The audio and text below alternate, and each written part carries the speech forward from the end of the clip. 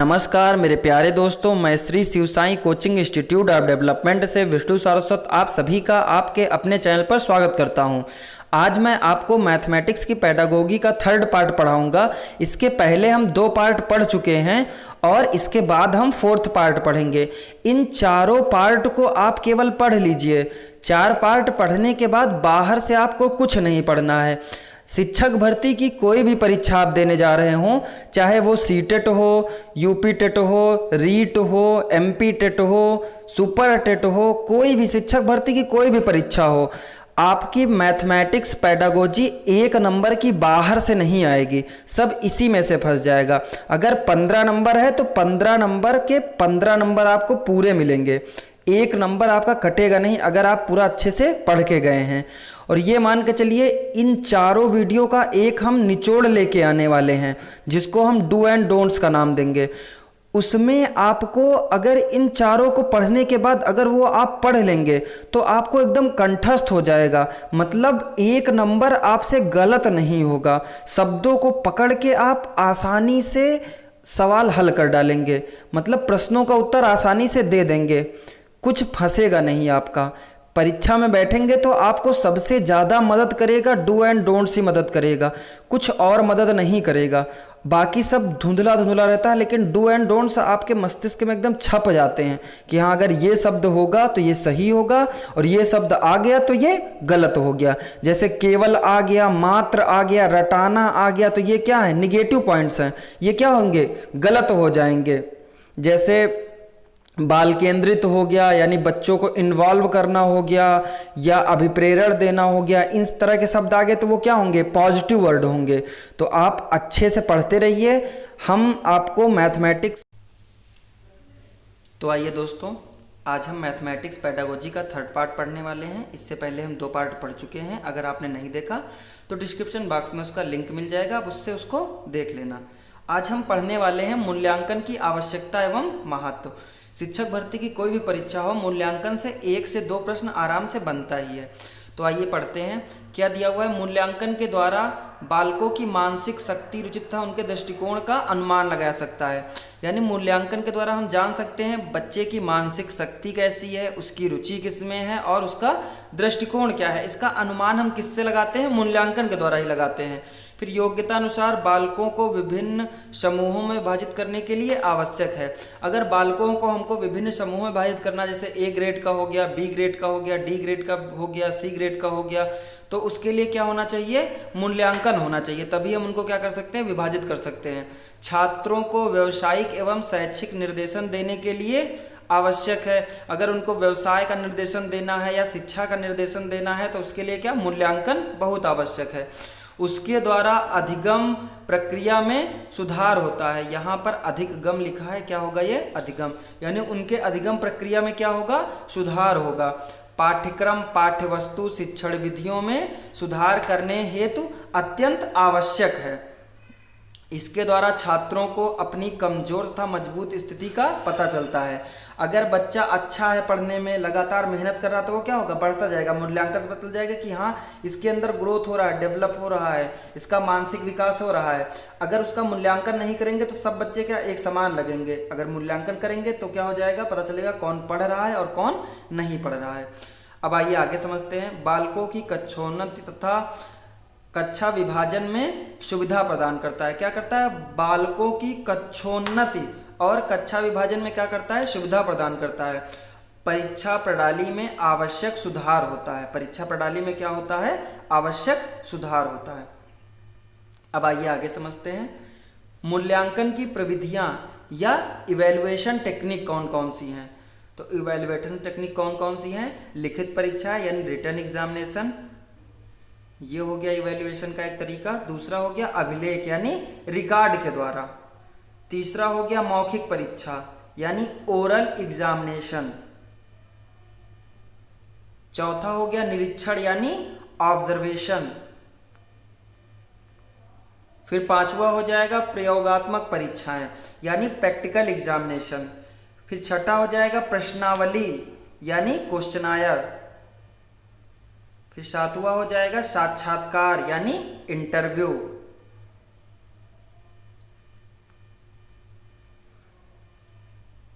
अब आइए आगे पढ़ते हैं। गणित शिक्षण से संबंधित कुछ महत्वपूर्ण तथ्य, ये बहुत इंपॉर्टेंट हैं, घुमा के पूछ लेता है ये, तो अच्छे से समझना है इसको। तो ये तो आप जानते ही होंगे, हम पिछली वीडियो में पढ़ भी चुके हैं। गणित क्या है? गणनाओं का विज्ञान है। आर्यभट्ट ने सर्वप्रथम दशमलव प्रणाली का अंतर्राष्ट्रीय मान दिया, यानी आर्यभट्ट ने क्या किया है? दशमलव प्रणाली का सर्वप्रथम अंतर्राष्ट्रीय मान दिया है। फिर आइए आगे देखते हैं। गणित शिक्षण का प्राथमिक स्तर पर प्रमुख उद्देश्य मापतौल की इकाइयों का तथा उसके व्यवहारिक उपयोग को सीखना है। गणित शिक्षण का प्राथमिक स्तर का प्रमुख उद्देश्य क्या है? मापतौल की इकाइयों को और उनके व्यवहारिक उपयोग को क्या करना है? सीखना है। फिर आइए आगे देखते हैं। माध्यमिक स्तर पर गणित शिक्षण का प्रमुख उद्देश्य क्या है? गणना संबंधी दक्षता का विकास करना। फिर आइए आगे देखते हैं। विशेषण विधि में प्रयुक्त शिक्षण सूत्र अज्ञात से ज्ञात की ओर है। फिर देखिए, संश्लेषण विधि में प्रयुक्त शिक्षण सूत्र क्या है? ज्ञात से अज्ञात की ओर है। संश्लेषण विधि का अर्थ किसी साध्य के विभिन्न अंगों को एक चित्र करके क्या करना है? एकत्रित करना है। एकत्रित करके लक्ष्य की ओर क्या करना है? अग्रसर करना है। अब आइए आगे देखते हैं।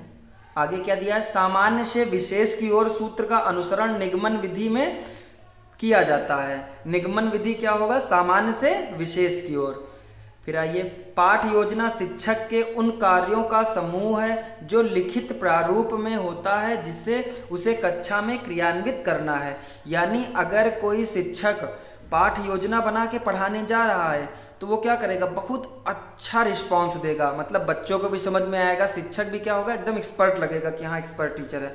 अगर वही चाहे इतना नॉलेज हो टीचर को, खूब साल से पढ़ा रहा है, 10 साल से वो टीचिंग कर रहा है, लेकिन अगर उसने पाठ योजना नहीं बनाई तो वो क्या करेगा? वो क्लास जब कराएगा तो अटपटा लगेगा, उसको थोड़ा ऑड लगेगा पढ़ाने में। जब पढ़ाएगा तो बीच बीच में क्या होगा? कुछ चीज़ें मिस्टेक हो जाएंगी या फंस जाएगा। तो पाठ योजना बहुत महत्व रखता है शिक्षक के लिए। अब आइए आगे देखते हैं। इकाई योजना के प्रवर्तक कौन है? इकाई योजना के प्रवर्तक है मॉरिसन। ये पूछा सकता है, इंपॉर्टेंट है। कौन है? मॉरिसन है। हर्बर्ट की पंचपदीय प्रणाली के 5 पद निम्न हैं। कौन सा है? पहला पद है तैयारी। तैयारी में क्या आता? प्रस्तावना और उद्देश्य आते हैं। फिर प्रस्तुतिकरण, फिर उसके बाद तुलना, फिर सामान्यीकरण और फिर उसके अनुप्रयोग। तो आइए अब आगे समझते हैं। अब पाठ योजना के प्रमुख भाग देख लेते हैं कौन कौन से हैं। तो पाठ योजना के प्रमुख भाग कौन से हैं? शिक्षण क्रियाएं होंगी, विधि प्रविधि सहायक सामग्री होगी, मूल्यांकन होगा, छात्र क्रियाएं होंगी, सीखने के उद्देश्य का वर्णन होगा, पाठ्यवस्तु संबंधी शिक्षण बिंदुओं का वर्णन होगा। शिक्षा के 3 अंग निम्न हैं। शिक्षा के 3 अंग होते हैं, ये बहुत बार पूछा गया है और बहुत इंपॉर्टेंट भी है। शिक्षा के 3 अंग कौन से हैं? शिक्षा के 3 अंग है, शिक्षक है, विद्यार्थी है और क्या है? पाठ्यक्रम है। अगर शिक्षक है और विद्यार्थी नहीं तो वो पढ़ाएगा किसको? अगर शिक्षक है, विद्यार्थी है और पाठ्यक्रम नहीं है तो क्या पढ़ाएगा बच्चों को? तो तीनों क्या है? बहुत महत्वपूर्ण हैं। ये क्या कहे गए हैं? शिक्षा के क्या कहे गए हैं? तीनों अंग कहे गए हैं।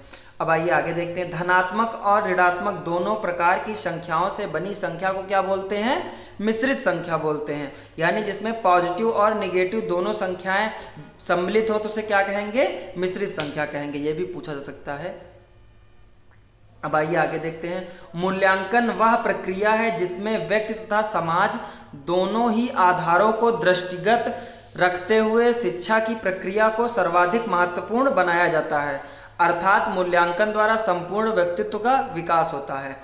बहुत इंपॉर्टेंट है। क्या है? मूल्यांकन द्वारा संपूर्ण व्यक्तित्व का विकास संभव है।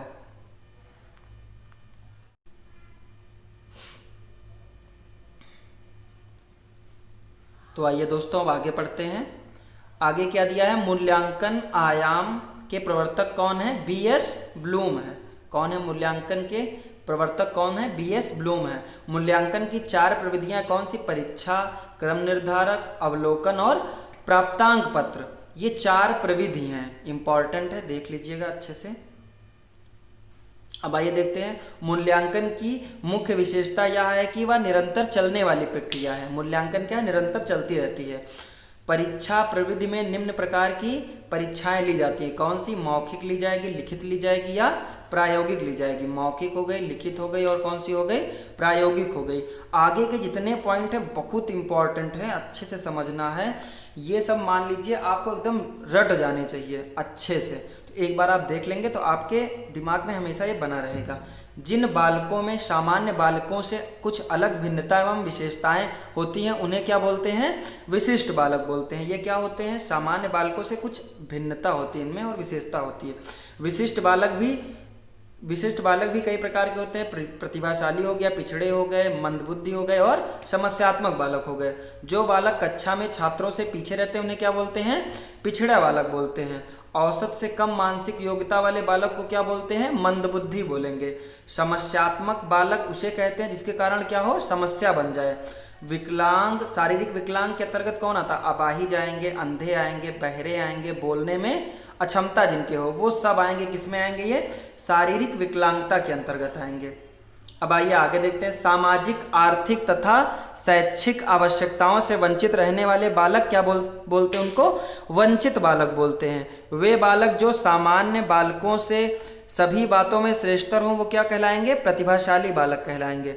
अब आइए प्रतिभाशाली बालकों के बारे में पढ़ते हैं। ये क्या होते हैं? दो प्रकार के होते हैं।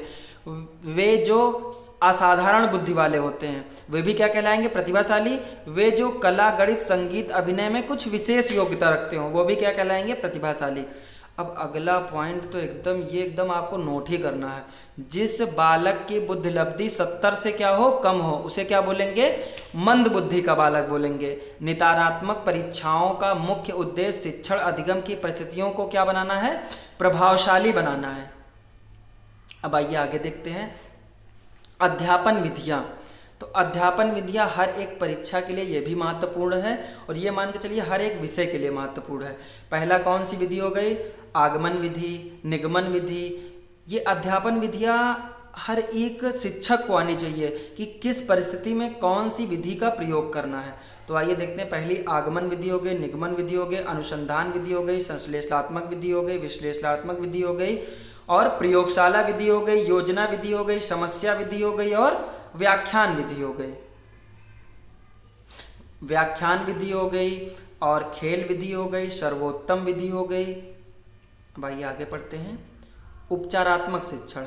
ऐसा शिक्षण जो छात्र के निदानात्मक परीक्षण के पश्चात उनकी कमजोरियों एवं अधिगम रिक्तियों को दूर करने के लिए दिया जाता है। क्या कहलाता है? उपचारात्मक शिक्षण।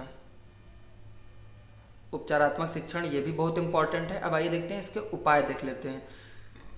इस शिक्षण के लिए आवश्यक है कि शिक्षक प्रत्येक छात्र को व्यक्तिगत रूप से ध्यान देकर उसकी कमजोरियों को दूर करे, किंतु वर्तमान विद्यालय व्यवस्था में ऐसा संभव नहीं है। वर्तमान में क्या करते हैं? जो अच्छा है बच्चा पढ़ने में उसी पर ध्यान देंगे, बाकी किसी पर ध्यान नहीं देते हैं। इसका सरल समाधान यह है कि समान अधिगम रिक्तियों के छात्रों को छोटे छोटे समूहों में विभाजित कर उपचारात्मक शिक्षण किया जाए।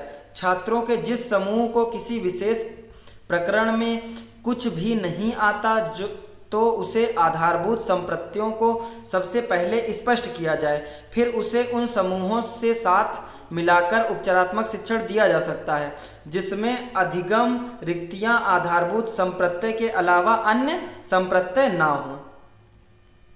अब आइए आगे पढ़ते हैं। प्रकरण या पाठ में कुछ ऐसे कठिन संप्रत्यय भी हो सकते हैं जो संपूर्ण कक्षा में स्पष्ट ना हो। ऐसी स्थिति में इस संप्रत्यय को स्पष्टीकरण सभी समूहों को एक साथ एक ही कक्षा में बैठकर किया जा सकता है।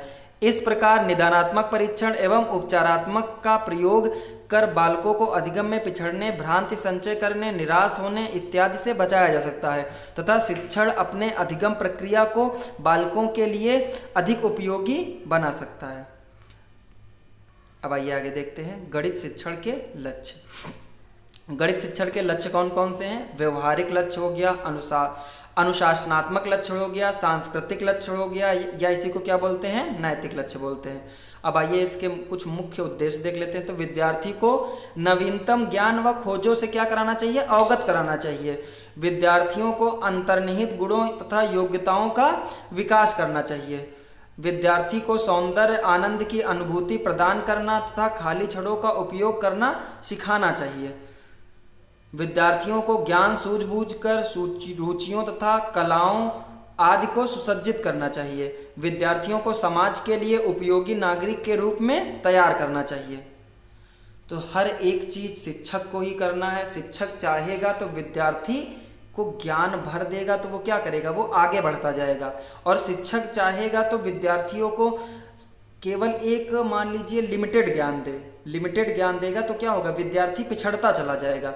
तो क्या करना है, हमको विद्यार्थियों को क्या करना है, खूब अच्छा से ज्ञान देना है और हर एक विद्यार्थी पर ध्यान देना है। ये नहीं कि जो अच्छा बच्चा है उसी पर ध्यान दें, कमज़ोर वाले पे ध्यान ना दें। कुछ शिक्षक क्या होते हैं, जैसे मान लीजिए बहुत ज़्यादा पढ़ाते हैं दिन भर में, जैसे प्राइवेट कॉलेजों में हो गया 8-9 घंटे पढ़ाते तो वो थक जाते हैं। तो आप केवल 4 या 5 पीरियड पढ़ाइए, 2 से 3 घंटा पढ़ाइए, लेकिन जितने बच्चों को पढ़ाइए उनको क्या करिए, उनको एकदम निपुण बना दीजिए, उनको क्या किए, एकदम कंठस्थ करा दीजिए। हर एक बच्चे पर आप ध्यान दीजिए। और एक क्लास में आप कितने भी बच्चे हों, अगर चाहेंगे तो हर एक बच्चे को क्या करेंगे, आप निपुण बना सकते हैं। आप उनको क्या करेंगे, उनको आप उनका भविष्य क्या कर सकते हैं, भविष्य उज्जवल कर सकते हैं। भविष्य क्या कर सकते हैं, आप उनका भविष्य उज्जवल कर सकते हैं और उनको क्या कर सकते हैं, उनको सक्सेस बना सकते हैं। यानी वो क्या होंगे, अपनी लाइफ में क्या हो जाएंगे, सक्सेस हो जाएंगे। अब एक वीडियो और आपको हम पढ़ाएंगे, इसके हम तीसरा वीडियो कंप्लीट कर लिए हैं। एक चौथा वीडियो आपको और पढ़ाएंगे। 4 वीडियो के बाद आपको कभी भी कहीं अलग से नहीं पढ़ना है, केवल इन्हीं वीडियो को उठाना है आपको और पूरा देख लेना है, फिर पेपर दे आना है। 1 नंबर आपका अलग से नहीं फंसेगा। और ये मान के चलिए, ये चारों वीडियो कंप्लीट करने के बाद, ये तो तीसरा वीडियो है, चारों वीडियो कंप्लीट करने के बाद इसका हम एक निचोड़ लेके आएंगे जिसको डू एंड डोंट्स देंगे नाम। तो उसमें क्या करेंगे, हम इन सब को एक साथ सम्मिलित करेंगे, यानी जितना आपको हम पढ़ाएं सबके पॉइंट निकालेंगे। हम केवल डू एंड डोंट्स केवल ऐसे नहीं देंगे कि ये वर्ड ढूंढ लो हो जाए, हम पूरा सिलेबस के अनुसार आपको डू एंड डोंट्स देंगे। यानी अगर आप डू एंड डोंट्स देखो, केवल वही वीडियो देखो, तो आपको कम से कम मान लीजिए सिलेबस का 90 से 95% आपका सिलेबस का ऐसे ही कंप्लीट हो जाए, जिससे आपका डू एंड डोंट्स भी कंप्लीट हो जाए और सिलेबस भी कंप्लीट हो जाए। तो आइए दोस्तों।